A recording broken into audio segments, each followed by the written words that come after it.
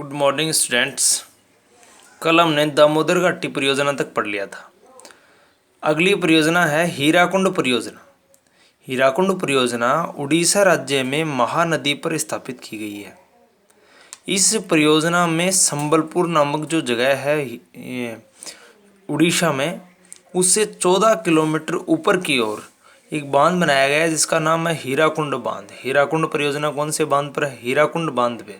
और ये विश्व का सबसे लंबा बांध है, ये आपको याद रखना है, इसलिए मैंने इसको अलग पेन से राइट भी किया है। इसमें 810 करोड़ घन मीटर जो जल है वो इकट्ठा किया जा सकता है। इस बांध के अलावा दो अन्य बांध भी बनाए गए हैं जिनका नाम भी आपको याद रखना है, तिक्करपाड़ा बांध और नराजमे बांध। और इस परियोजना में एक तरफ तो नहरें निकाली गई है, बांध के एक साइड में तो नहरें निकाली गई है और दूसरी तरफ विद्युत गृहों की स्थापना की गई, यानी दूसरी साइड जो पावर हाउस है उनकी स्थापना की गई है। ये तो थी भारत की परियोजनाएं। अब हम पढ़ते हैं राजस्थान की प्रमुख जल परियोजनाएं। और पहली है चंबल घाटी परियोजना। ये कौन सी नदी पर है? नाम से ही पता चल जाएगा आपको, चंबल नदी पर है। तो यह परियोजना दो राज्यों की है, राजस्थान की और मध्य प्रदेश की। जो चंबल नदी है उसका उद्गम स्थल मध्य प्रदेश में ही है, इसलिए ये दो राज्यों की परियोजना है, मध्य प्रदेश और राजस्थान। इस परियोजना को 3 चरणों में पूरा किया गया है। पहले चरण में तो मध्य प्रदेश के मंदसौर जिले में एक बांध बनाया गया जिसका नाम है गांधी सागर बांध, और उसकी दोनों साइड नहरें निकाली गई है। दूसरे चरण में चित्तौड़गढ़ में राणा प्रताप सागर बांध बनाया गया है और तीसरे चरण में कोटा में जवाहर सागर पिकअप बांध बनाया गया है और विद्युत गृहों की स्थापना की गई है। ये हुई चंबल घाटी परियोजना। चंबल घाटी परियोजना का जो है वो दो राज्यों की संयुक्त परियोजना है। इसमें 3 बांधों का निर्माण किया गया है। अब राजस्थान नहर या इंदिरा गांधी नहर परियोजना। राजस्थान नहर या इंदिरा गांधी नहर एक ही परियोजना का नाम है, अलग अलग नहीं है। यह परियोजना पश्चिमी राजस्थान के लिए एक वरदान साबित हुई है, क्योंकि पश्चिमी राजस्थान में थार का मरुस्थल है, वहाँ बहुत सारी भूमि है जो पानी के अभाव में खाली पड़ी रहती है और वहाँ ये नहर लाई गई है, इसलिए वहाँ के लिए क्या है, एक वरदान साबित हुई है। ये जो नहर है वो सतलज और रावी दोनों नदियों का जो संगम स्थल है वो पंजाब में है।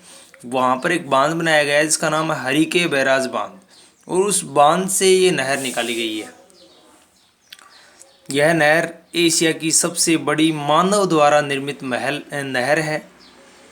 इसकी कुल लंबाई लगभग 650 किलोमीटर है, यानी 649 किलोमीटर है। उसमें से 169 किलोमीटर तो पंजाब में है, 14 किलोमीटर ये हरियाणा में है और शेष बचा हुआ सारा भाग का राजस्थान में है।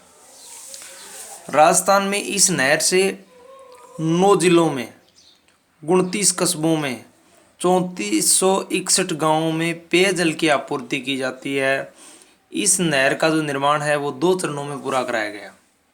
पहला राजस्थान फीडर, ये प्रारंभ से यानी जो हरिके बैराज बांध है पंजाब में, वहाँ से लेकर के मसीतावली तक,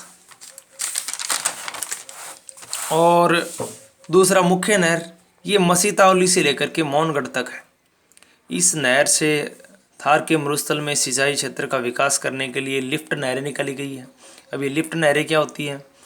पूर्व की ओर ऊंचाई ज़्यादा है और पानी ऊंचाई में जाता नहीं है, इसलिए ज़्यादा ऊंचाई होने के कारण पानी को ऊपर उठाकर छोटी नहरों में डाला जाता है।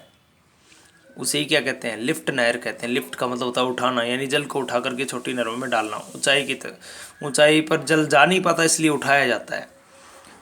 राजस्थान नहर में 7 प्रमुख लिफ्ट नहरें हैं। कितनी लिफ्ट नहरें याद रखनी है? 7 लिफ्ट नहरें हैं। इसका उद्देश्य है राजस्थान में जो थार का मरुस्थल है वहाँ पेयजल की आपूर्ति करना, साथ में जो व्यर्थ पड़ी भूमि है उसका ज़्यादा से ज़्यादा उपयोग करना, और अंतर्राष्ट्रीय सीमा यानी भारत और पाकिस्तान की जो सीमा है पश्चिमी राजस्थान से सटी हुई, वहाँ पर आबादी को ज़्यादा से ज़्यादा बसाना। इतना आपको करना है। धन्यवाद।